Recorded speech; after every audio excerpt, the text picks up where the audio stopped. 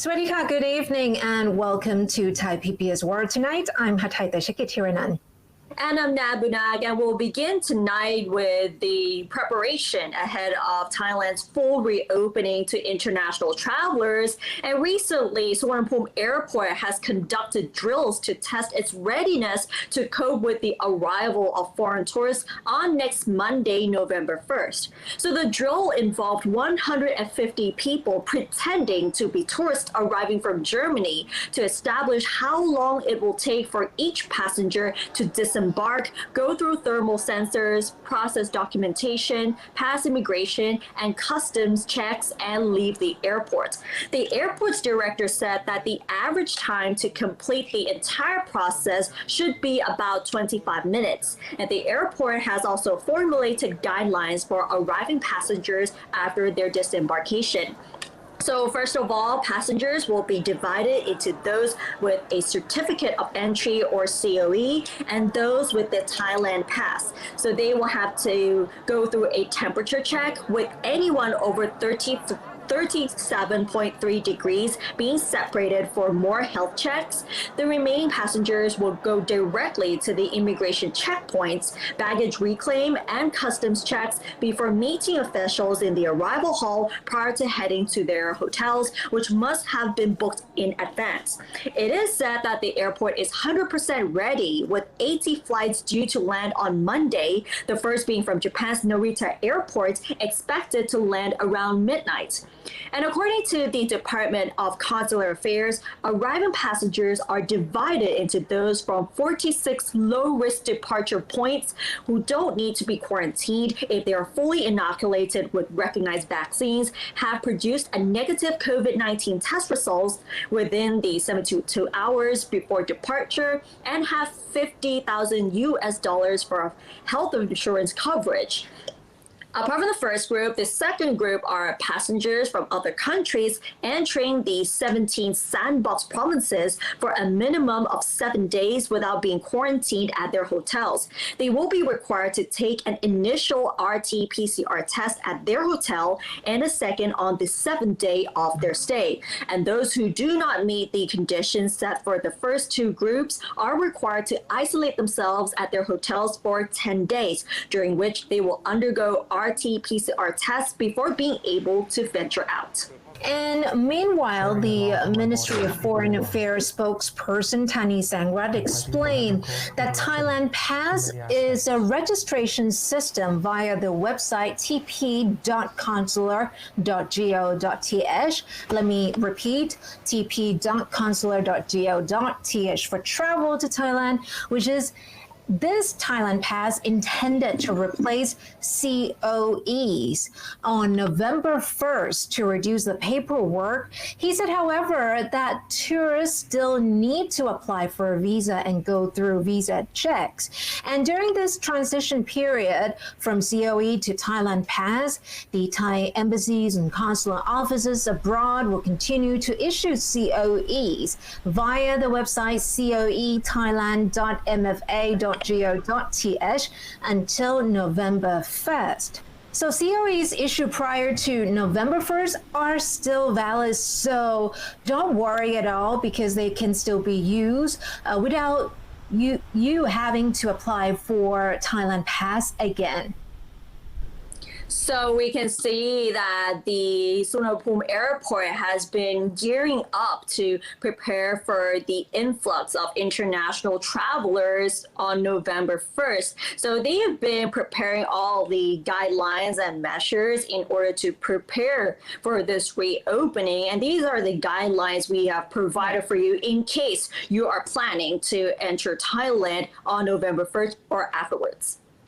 Of course, that's only next Monday, which is just only a few days to go. So, well, the big day is coming and preparations are being made and hopefully things will go rather smoothly as well. And another big issue which is set to take place in line with the reopening next Monday, is the truckers' strike to pressure the government to keep the diesel prices low. So you might have noticed if you drive that the diesel prices are actually skyrocketing to record high in line with the global prices. And even though the truckers actually came out before to demand the fixation of the price to only 25 baht a liter, and that doesn't happen. So about 80,000 trucks, include some tour buses, will stop running to put pressure on the government to meet the demand from what they demanded before at the Land Transport Federation of Thailand for the price of all types of diesel to be capped at no more than 25 baht a liter. And in a statement issued yesterday, the LTFT said it had already notified the Thai National Shippers Council, the Thai Chamber of Commerce, and the Tourism Council of Thailand about its decision to have initially about 20% of the trucks under the Federation to stop running for 7 days under a campaign that is called Truck Power. So power to the trucks. So the campaign may cause losses estimated several billion bahts and could be extended to 15 days or a month if the government continues to ignore their demand.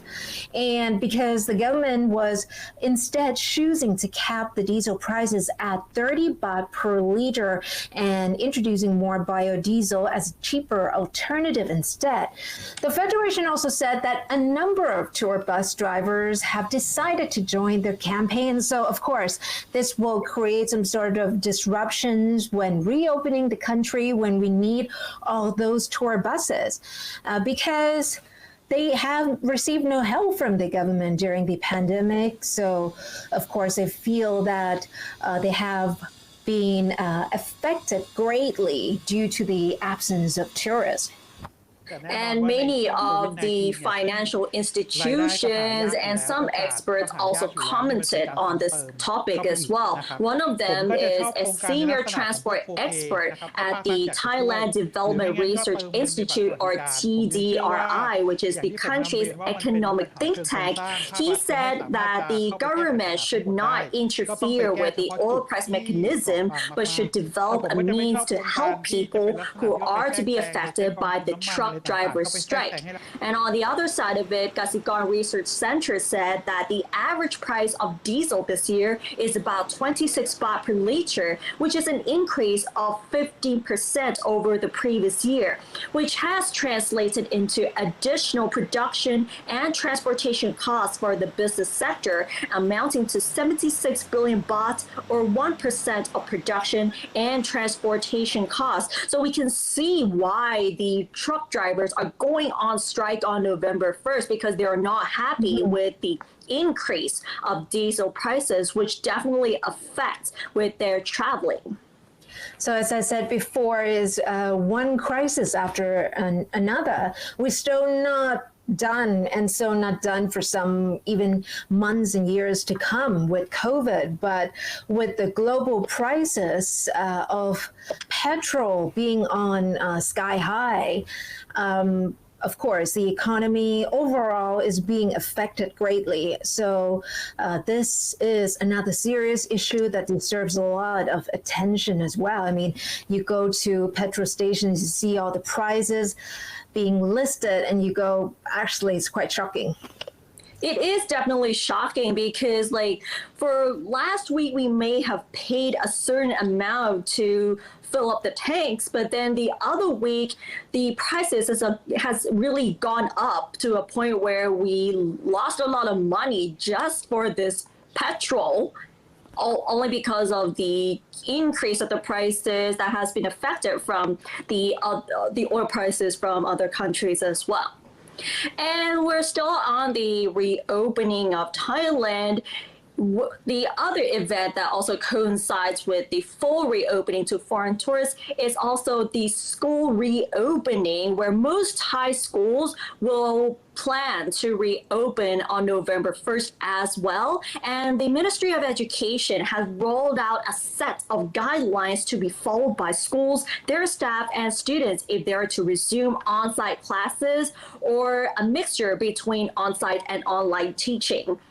So to open to on-site classes, all schools must pass the Thai Stop COVID Plus assessment and report follow-up assessments through the MOE COVID platform. So for schools in the COVID-19 dark red and red provinces, 85% of all the teachers and staff at a school must be inoculated with at least 2 doses of vaccine, while in the other lower risk provinces, at least 85% of teachers and staff members must have received at least 1 dose. So teachers and other staff in the dark red zone provinces will undergo frequent health assessments as well.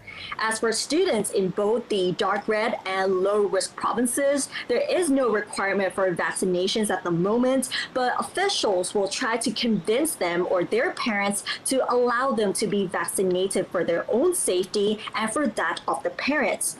However, there are other regulations that students are required to follow while they're at school, such as wearing face masks at all times, maintaining social distancing, and regular washing of hands with sanitizer. Each classroom will contain no more than 25 students, with all students to be seated 1.5 meters apart. And if any student is found to be infected during the daily health assessments, they will be separated in isolation facilities to be set up in each school, and their classroom will be closed for 3 days for disinfection. And if you expect that you're going to socialize with other students from different classes, unfortunately, such mingling is prohibited and students will be under the close watch of teachers. A special screening area should also be set aside at each school for goods deliveries or where parents can wait for their children. And most importantly, a school must be cleaned regularly, especially the points of contact and air conditioners. Education Minister Trino Tiantong said that over 10,000 schools had applied for permission to reopen for the second semester next Monday, with some being 100% on-site and others being hybrid, both on-site and online. So, of course, online teaching still persists and remains. Some schools may be fully reopening and others are only partially reopening. But the provincial communicable disease control committees in some provinces do prefer on-site classes to resume on November 15 instead. So we can see that the schools are ready to reopen, which is pretty much in line with the full reopening to foreign tourists as well. But this is really important to reinforce the preventive measures to prevent the spread of COVID-19. And it's really interesting how they said that the mingling of students from different classes are also banned from the reopening onwards, because we don't know whether the children have been traveling around and they may have spread the disease into schools. And keep in mind that although the inoculation programs have started for some groups of students, whether it's with Pfizer or Sinopharm, we have to remember that not everyone has been inoculated yet. So that is why many schools are really careful about this issue. Yeah, exactly. And also how getting inoculated with Pfizer for children is still pretty much optional. So not all the children have to be inoculated. So that's something to, of course, be kept in mind, that even though the staff and the teachers are safe, but some children may not. So even according to Disease Control Department recently, now up to 2 million of school students aged between 12 to 17 have already been inoculated with their first jab of Pfizer. So that's some good news, and their second one is also coming up. Right, and hopefully the schools will help encourage parents to get their children inoculated, and so hopefully they can resume their classes as soon as possible. And parents can actually really have their time to themselves, hopefully. Exactly. And moving on to another exciting piece of news to share with you, a team of Thai students, speaking of students, have won an award for their writing of software to control a NASA space robot. So a team of Thai students from Assumption College, Thonburi, has won the Best Achievement on Board award in the final round of the second Kipo Robot Programming Challenge. This international competition was jointly organized by the Japan Aerospace Exploration Agency, or JAXA, and the U.S. National Aeronautics and Space Administration. Of course, everyone knows it as NASA, under the Japan-U.S. Open Platform Partnership. And Japanese astronaut Akihiko Hoshide supervised the competition on board the Kipo module on the International Space Station. So it was a team of 3 members, and their name, super cool, called Indentation Error. So 2 of them are upper secondary students and 1 of them lower secondary student. So the students competed in the final round against the teams from Japan, Australia, Bangladesh, Indonesia, Malaysia, New Zealand, Singapore, and Taiwan in writing a computer program to control the function of a NASA robot.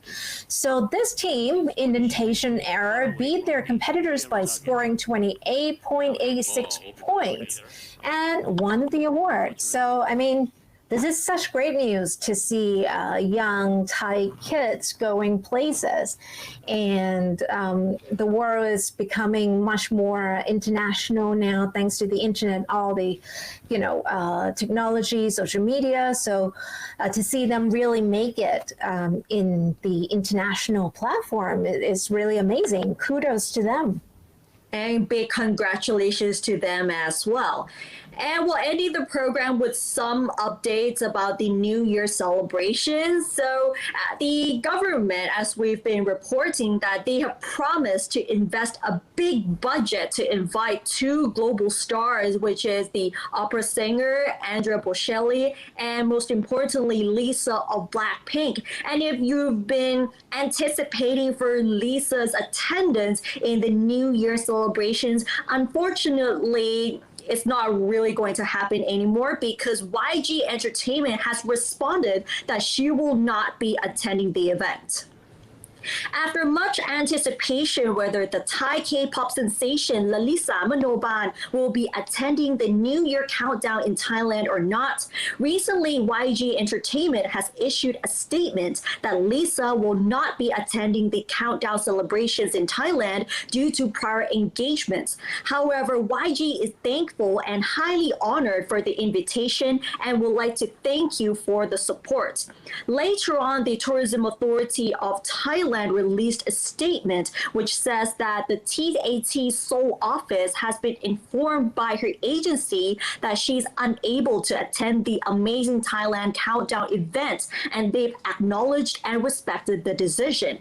Previously, the Tourism and Sports Minister Pipat Ratchakitprakarn announced that the ministry would request a special budget of more than 100 million baht to have Lisa and opera singer Andrea Bocelli to appear at Thailand's New Year countdowns. He insisted that the project is worth the investment and it will help boost the economy and the flagging tourism sector. So unfortunately, Lisa will not be able to attend the New Year countdowns in Thailand, but we'll have to wait and see on the other side of it whether the opera singer will be able to attend.